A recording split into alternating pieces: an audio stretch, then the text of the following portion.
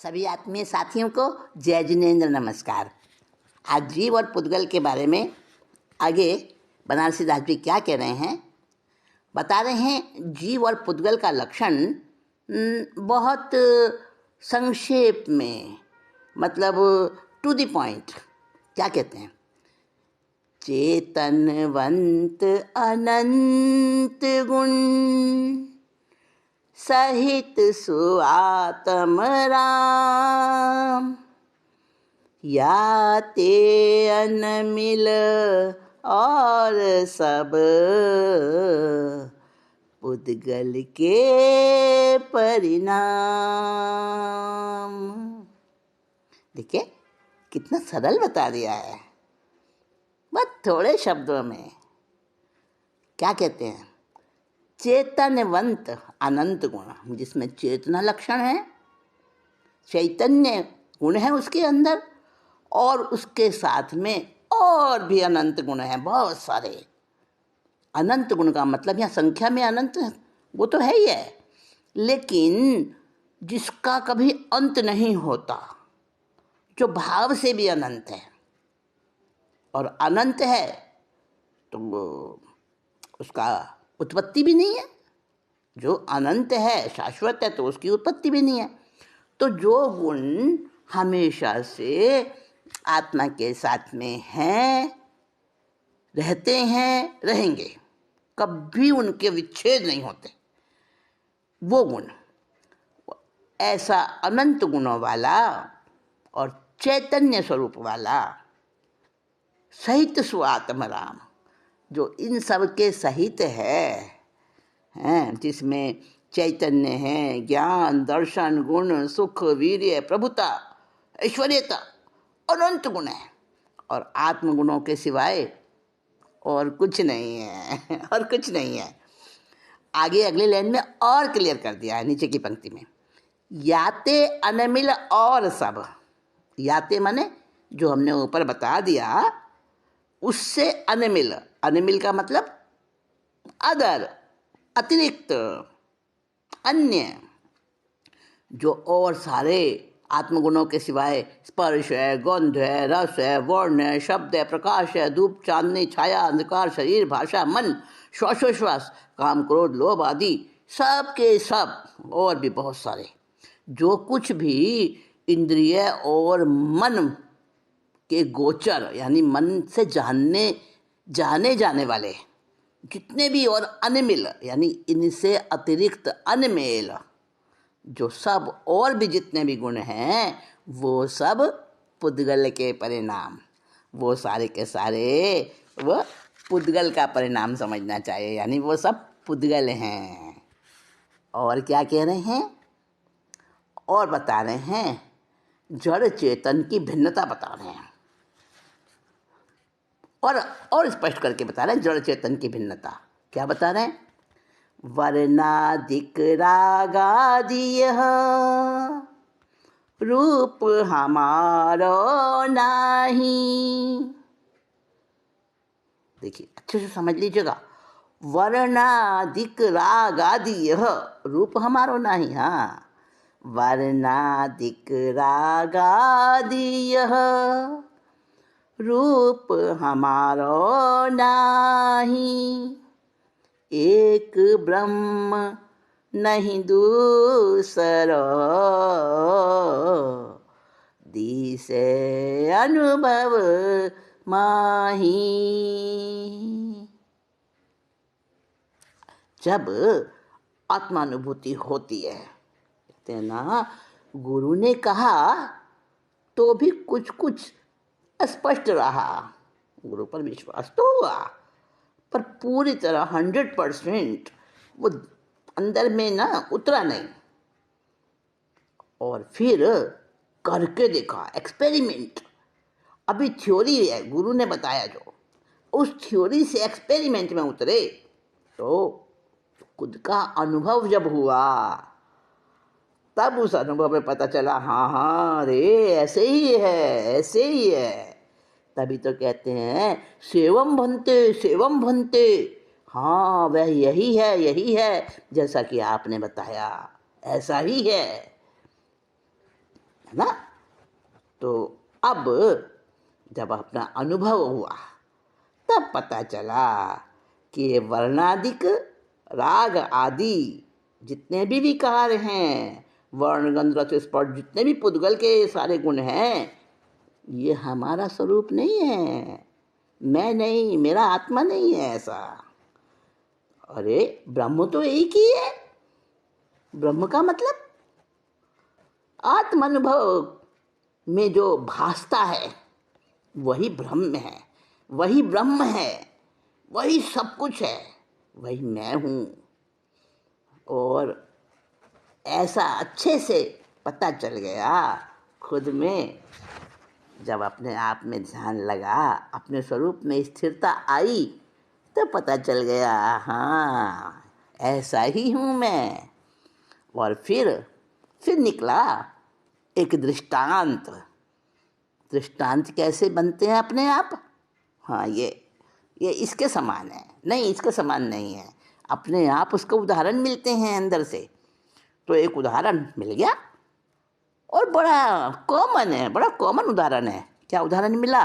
देखिए, खांडो कहिए कनक को, कनक म्यान संयोग, न्यारो निरखत म्यान सा, लोह कहें सब लोग। कितना सिंपल। क्या कह रहे हैं? खांडो कहिए कनक को, क्या कहते हैं भाई? सोने की तलवार है, ऐसे बोलते हैं ना, सोने की तलवार है। कब तक बोलते हैं सोने की तलवार? जब तक वो तलवार सोने के म्यान में रखी हुई है। ऊपर से तो म्यान सोने का दिख रहा है, म्यान यानी कवर, जो तलवार रखने का जो कवर होता है ना, उसको म्यान कहते हैं। तो म्यान में रखी हुई तलवार है और म्यान सोने का जुड़ाऊ, हीरो से जुड़ा हुआ बड़ा सुंदर म्यान है वो सोने का। तो उसको क्या कहते हैं? अरे सोने की तलवार। जब तक वो म्यान के संयोग में रहती है। और न्यारो निरखत म्यान सो, अब वो तलवार म्यान से बाहर आ गई, अपने कवर से बाहर आई, तो पता चला ये तो लोहा है। तलवार कभी सोने की होती है क्या? नहीं ना, म्यान होता है सोने का, तलवार तो लोहे की होती है। यानी जिसके अंदर वो तलवार फिट है, वो उसके अंदर रखी हुई है, वो है सोने का। समझे? सोने के म्यान में रखी हुई तलवार ही सोने की कही जाती है। जब वो लोहे की तलवार सोने के म्यान से अलग हो जाती है तो लोग उसे लोहे की तलवार ही कहते हैं, फिर सोने की नहीं कहते। यानी शरीर और आत्मा हमारा एक ही जगह पर हैं, एक क्षेत्र वगाहा, एक ही क्षेत्र में स्थित हैं।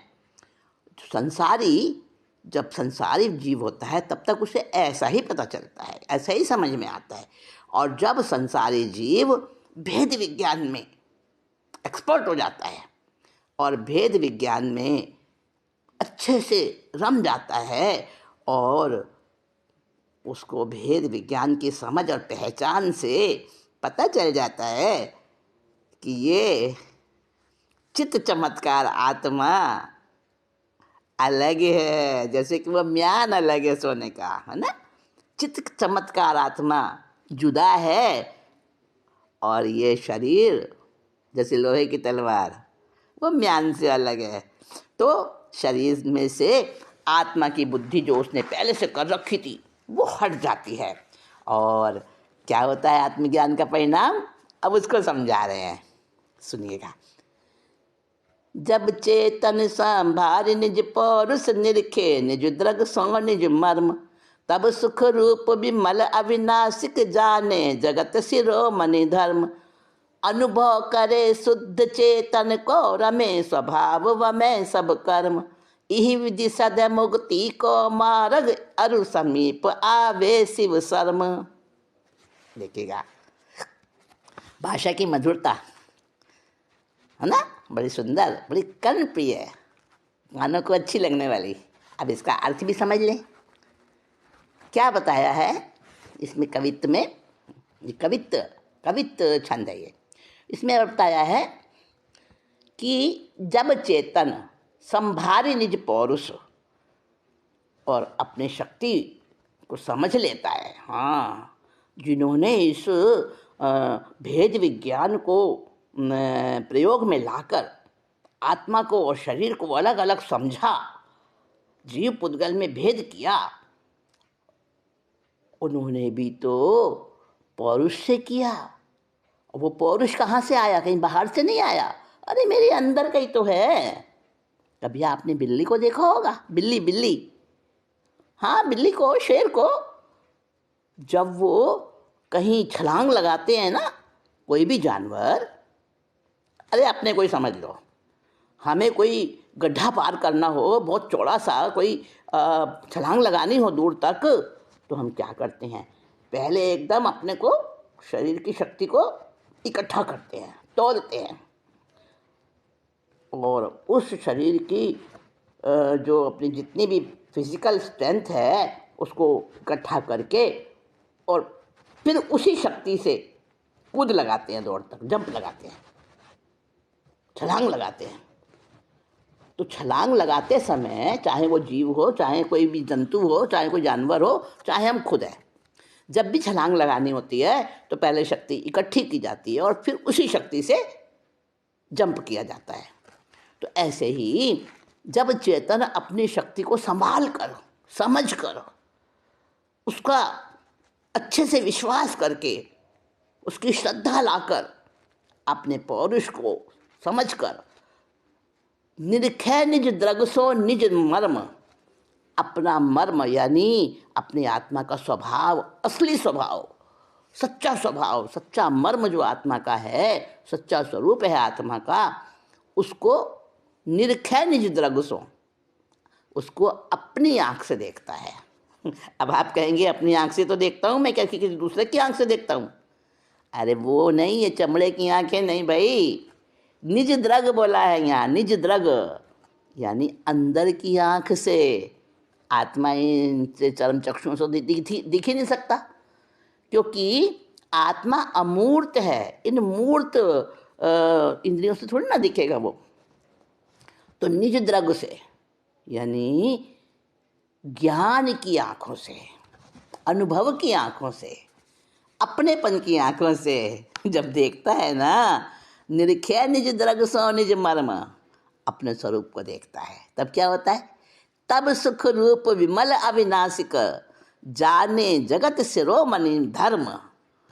तब जगत शिरोमणि धर्म, जो सच्चा स्वभाव है लोक का, अलोक का, देह का, पुद्गल का और आत्मा का, आनंद रूप आत्मा का, निर्मल विमल अविनाशिक, कभी नाश ना होने वाला, ऐसा जो आत्मा का स्वभाव है, जो लोक का शिरोमणि धर्म है, तब उसको जान लेता है। जाने जगत शिरोमणि धर्म, सबसे सर्वोच्च धर्म को जान लेता है। अनुभव करे शुद्ध चेतन को, और फिर शुद्ध चेतन का, चैतन्य का, शुद्ध चैतन्य का अनुभव कैसा होता है, तब अनुभव में आता है, तब पता चलता है। अरे रसगुल्ले का स्वाद तो खाने पर ही पता चलता है, कोई बता थोड़ी ना सकता है उसको।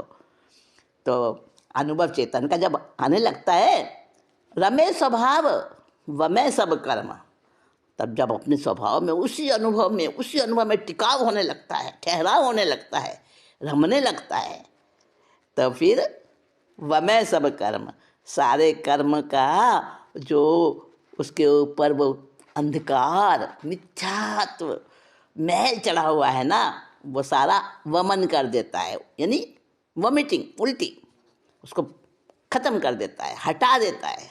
जब वॉमिट होती है तो क्या होता है? अंदर का विकार निकल जाता है ना, इस तरह से।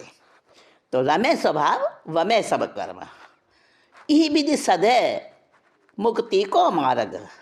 और इस प्रकार से ये मुक्ति का मार्ग ये सधने लग जाता है, यानी उसमें ठहराव का समय बढ़ने लग जाता है। अभी 1 मिनट ठहरा है, फिर आगे और बढ़ेगा, धीरे धीरे और बढ़ेगा, तो मुक्ति का मार्ग सधने लग जाता है। जैसे जैसे उसमें ठहराव बढ़ता है आत्मस्वरूप में, वैसे वैसे मुक्ति का मार्ग सधने लग जाता है। इसी को तो साधना कहते हैं। और फिर और समीप आवे शिव शर्म, शिव कहते हैं कल्याणकारी, और शर्म, शर्म का मतलब सुख।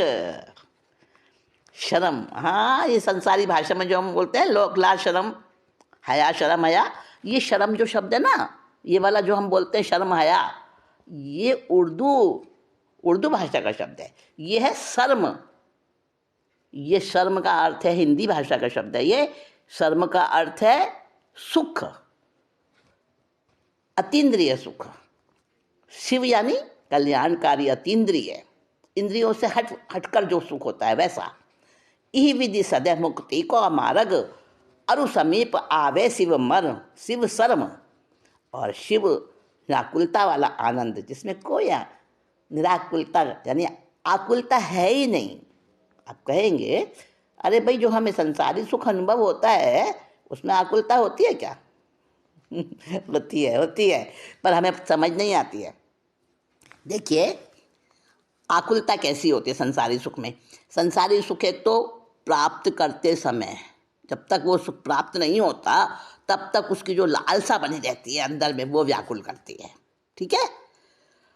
और पता नहीं क्या क्या कर्म करने पड़ते हैं तब वो चीज़ प्राप्त होती है, इच्छित मनोवांछित, तब वो प्राप्त होता है सुख। चलिए, हो गया। अब वो सुख प्राप्त इतनी मुश्किल से हुआ, अब उसको कोई छीन न ले मेरे से, मेरे पास से चला ना जाए, ऐसा ही सुख बना रहे, अब उसकी आकुलता रहती है। फिर उसी सुख को बार बार और अनुभव करने की, और उस सुख में डूबने की जो एक लालसा, वो और पतन में ले जाती है। फिर क्या होता है? वो भी एक व्याकुलता है। ये बड़ा सूक्ष्म है अनुभव, आप करके देखिएगा। हाँ, वो जो सुख प्राप्त हो गया, और जब उसमें वो समझ लीजिए एक व्यक्ति है, वो कोई ऐसा काम कर रहा है, कोई ऐसी क्रिया में तल्लीन है जो कि उसको बड़ा सुख दे रही है, सांसारिक क्रिया। जैसे समझ लो कोई भी अपना कोई टीवी देख रहा है, कोई कुछ भी कर रहा है, इवन ये समझ लो खाने का सुख सबसे इजी है जिसको हम समझ सकते हैं। तो अब वो कोई बढ़िया चीज़ खा रहा है, कोई मेरे से छीन ना ले, दूसरा मेरे से ज़्यादा ना खा ले, मुझे सबसे अधिक मिले, ज़्यादा देर तक मैं इसका सुख भोगूं, सारी लालसा है, उसमें व्याकुलता है कि नहीं है? अच्छा, फिर अब जब उसको भोगे जाएगा, एक समय आएगा कि उसकी इंद्रियों की क्षमता जवाब दे जाएगी। इंद्रियों की तो अपनी एक सीमा है, लिमिटेड है क्षमता इंद्रियों की। अब वो इंद्रियों की क्षमता जवाब दे जाएगी। जिसको किसी को अगर हलवा पसंद है, अब उसको हलवा खिलाए जाओ, खाएगा। शुरू में तो बड़े मन से खाएगा, बड़ी रुचि से खाएगा। अब जैसे जैसे उसका पेट बढ़ता जाएगा, उसकी इच्छा तृप्त होती जाएगी, वैसे वैसे कहेगा बस अब और नहीं चाहिए, अब नहीं चाहिए। लेकिन अगर उसके बाद भी उसको खिलाए जाएंगे तो क्या वो उतनी रुचि से खाएगा पहले जैसी रुचि से? नहीं ना। हाँ, तो वो भी व्याकुलता आ गई, है ना।